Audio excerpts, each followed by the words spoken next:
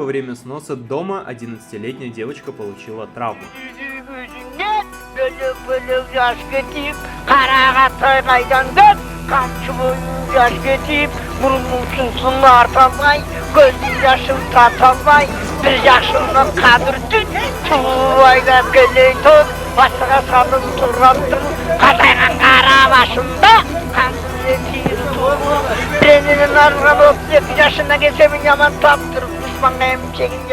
Ыйлай-сыктай, эптеп үйүн салышса, Чала бүтүп, жыргап жашап калышса, эми кантип күн өткөрөт Байкуш эл, бир заматта кыйнап тартып алышса. Карапайым элге жетип алыңар, билгиздиңер бузуктугун каныңар.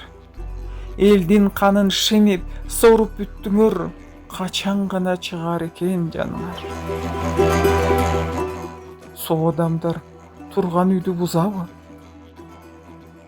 Азап болду кызматыңдын узагы, ыйлап салган, үйлөрүнөн айрылган, дейсин бийлик сага элдин убалы. Чалаба, иттигеңди билгиздиң. Вчера пришли, давай разрушать. Пайда эмес, элге зыян тийгиздиң. Жалган сүйлөп, бир-биринин калпагын каалагандай тескеринен кийгиздиң. Карапайым элдин Тийбе үйүнө, жашап жүрөт, кыйналса да сүйүнө. Көтөрүлүп каны кайнап кыргыздын, кала электе айласыздан үйүлө.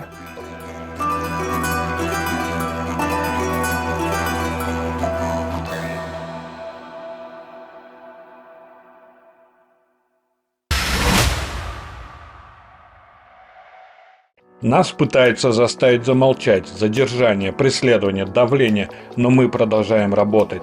Поддержите нас на Patreon. Почему это важно? Ваша поддержка дает нам возможность продолжать независимые расследования и рассказывать правду, несмотря на риски. Как подписаться? Переходите по ссылке прямо на нашу страницу в Patreon Тимиров Лайк. Выбирайте удобный уровень подписки. Ваша поддержка – это вклад в правду, а бонусы – просто приятное дополнение. Заполняйте данные карты или выбирайте PayPal.